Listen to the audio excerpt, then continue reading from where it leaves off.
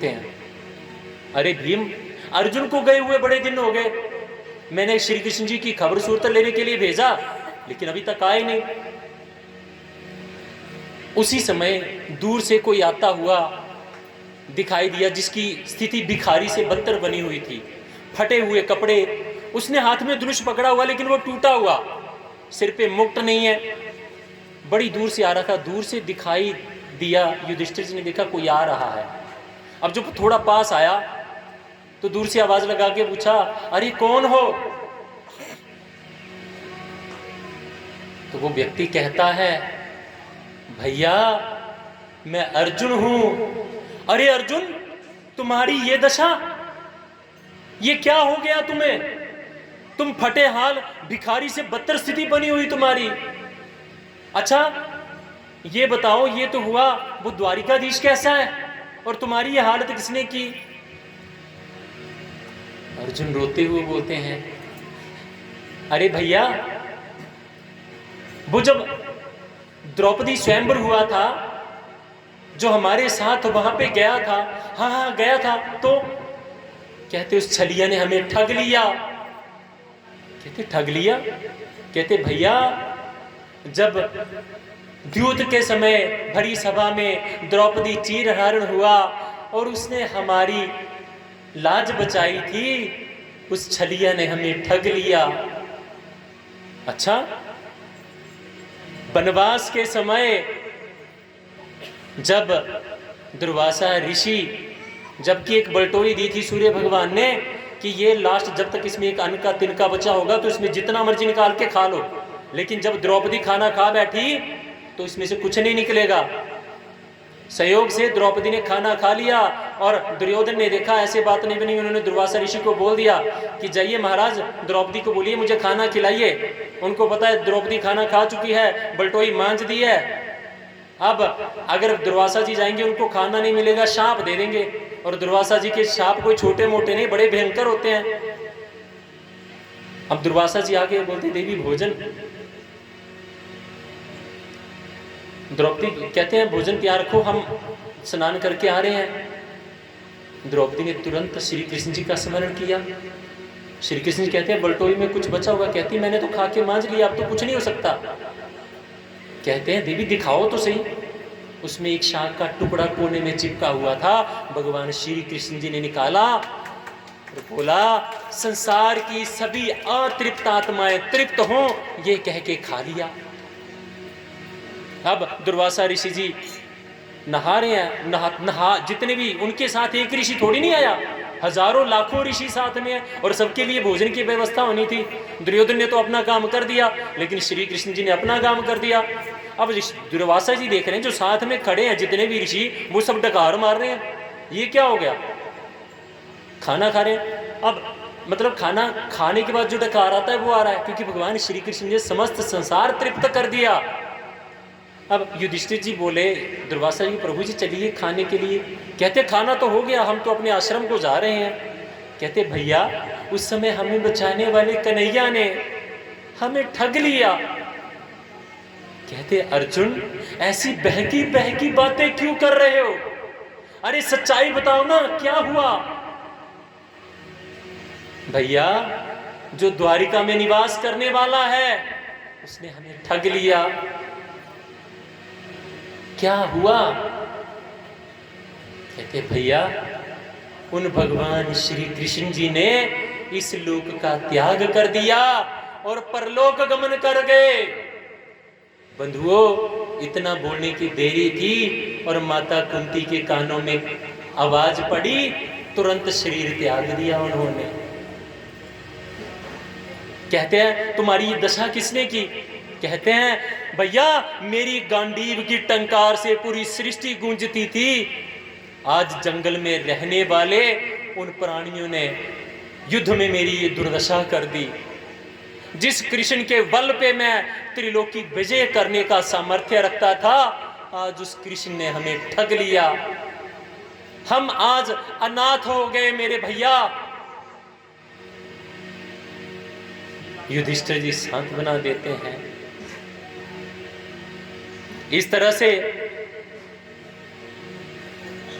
पांडवों ने जब देखा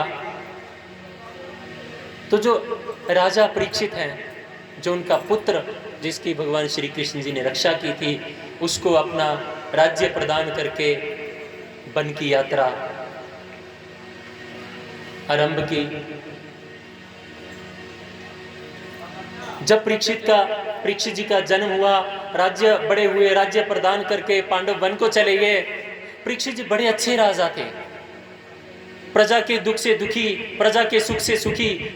राज्य में किसी भी तरह का उत्पात नहीं था, सारी प्रजा सुखी, हर कोई भरपेट खाना खाता था। एक दिन राजा परीक्षित के मन में आया कि मैं वन में जाके देखूं, राज्य में जाके देखूं कि प्रजा कैसी है। जंगल में, राज्य में घूमते घूमते जंगल में पहुंच गए। अब जंगल में जब घूमते हुए थके हारे, प्यास से व्याकुल हुए, जब वहां से निकल रहे थे, जा रहे थे, तो एक गाय और एक बछड़ा आंसू बहाते हुए जा रहे थे। राजा परीक्षित जी ने देखा, पीछे पीछे उनके एक दुष्ट चल रहा है, जो उनको मार रहा है वो काले रंग का है, और जो बैल है इसके 3 पांव टूटे हैं, एक पांव पर लंगड़ा के चल रहा है। परीक्षित जी आए और भयंकर गर्जना करते हुए बोलते हैं, ए पापी, तू क्या कर रहा है? मेरे राज्य में तुझे ये किसने अधिकार दिया कि तू गौ माता और एक वृषभ को मेरे होते हुए सता रहा है? अब बैल और गाय की तरफ देख के परीक्षित पूछे, आप कौन हो? ओहो, मैंने पहचान लिया, आप गौ माता, पृथ्वी रूपी गौ माता हो, और आप वृषभ रूप में धर्म हो, जिनके की 3 पैर कलयुग के दुष्प्रभाव से टूट गए हैं, ये गौ माता ने कहा। और भगवान श्री कृष्ण जी के परधाम जाने के बाद हमारी ये दुर्दशा हुई है।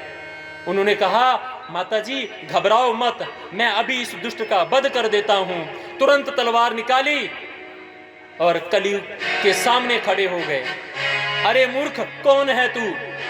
कलयुग भयंकर गर्जना करके कहता है, महाराज मैं कली हूं। कहते, तुझे मेरे राज्य में आने की आज्ञा किसने दी? कहते, मुझे किसी की आज्ञा की जरूरत नहीं राजन। जैसे सतयुग आया, अपना समय पूर्ण करके चला गया, द्वापर आया, अपना समय पूर्ण करके चला गया, और अब जब त्रेता आया, वो भी अपना समय पूर्ण करके चला गया, और अब मैं कलयुग हूं। अब मेरे आने का समय है, तो मुझे भी कोई रोक नहीं सकता। इसलिए जिनकी बारी थी वो चले गए, अब मेरा साम्राज्य है। कहते, मेरे राज्य में मैं किसी को इतना उदंड मचाने की आज्ञा नहीं देता। जैसे ही वो प्रहार करने लगे, उन्होंने, कलयुग ने उनके तेज को देखा कि वाकई ये तो बड़े तेजी और तपस्वी हैं, मेरे आगे, इनके आगे मेरी नहीं चलेगी। तो कलयुग तुरंत चरणों में गिर पड़ा।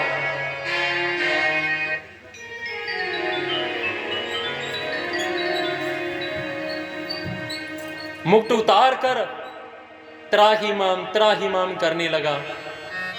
कहते हैं, शास्त्र कहता है शरणागत की रक्षा करना। जब कोई शरणागत हो जाता शत्रु, तो उस पर प्रहार नहीं किया जाता। और कलयुग शरण में पड़ गया। परीक्षित जी कहते हैं, ठीक है तू आ गया, लेकिन मेरे राज्य में नहीं आना चाहिए। कहते हैं, महाराज जहां देखो आपका राज्य है, मैं कहां जाऊं? कहते, लेकिन तू तो दुर्गुणों की सार है, तेरे आने से लोग भ्रमित, उत्पाती हो जाते हैं, इसलिए तू यहां रहने के लायक नहीं है, तू चला जा। कहते हैं, महाराज लाख अवगुण है, लेकिन एक गुण है मुझ में। कहते हैं, क्या गुण है? तो कलयुग कहता है, यत् फलम नास्ति तपसा ना योगेन समाधिना तत्फलं लभ्यते सम्यक् कलो कीर्तनात् केवलम।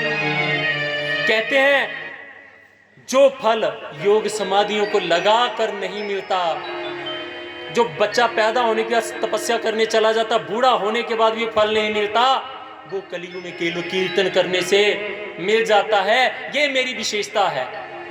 परीक्षित, अरे तू तो बड़े काम का है, आजकल किसके पास इतना समय है कि तपस्या करे, लेकिन तू तो बड़े काम का है। महाराज काम का हूं तो मुझे रहने के लिए स्थान चाहिए। 4 स्थान जो हैं वो राजा परीक्षित ने कलियुग को प्रदान किए। कौन कौन से स्थान? द्यूतम पानम स्त्रिय सुना यत्र धर्म चतुष्विदे जुआ मदिरापानम लंपट पुरुष जीव हिंसा। 4 स्थान जो हैं कलियुग को प्रदान कर दिए। द्यूतम, जहां पर मदिरापान हो, स्त्रिय सुनो, जहां पर स्त्रियों से व्यभिचार किया जाए, जहां पर जुआ इत्यादि खेला जाए, और जहां पर जीवों की हिंसा की जाए। ये 4 स्थान दे दिए।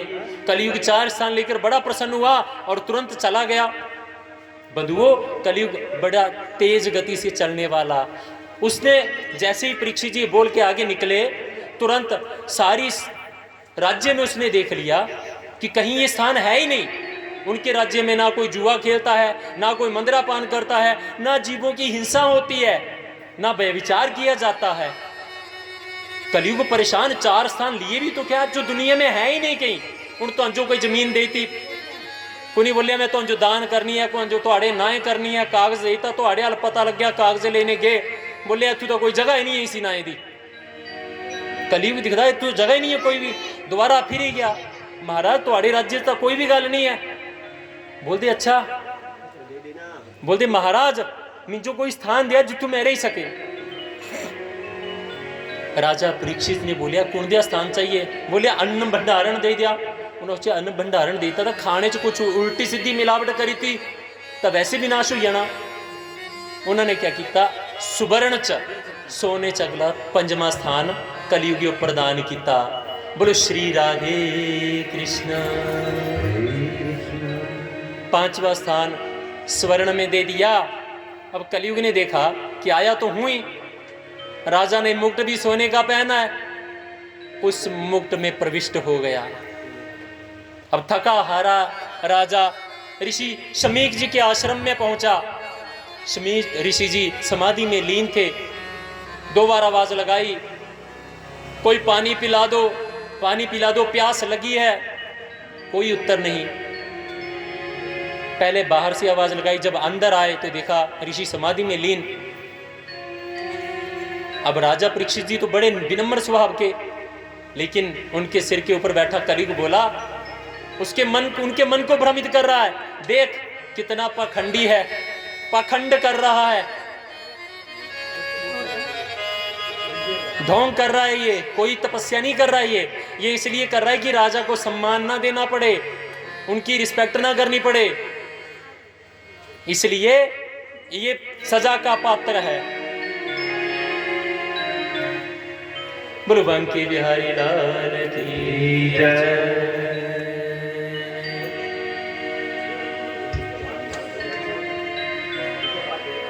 श्री कृष्ण गोविंद हरे मुरारी, हे नाथ नारायण वासुदेवा।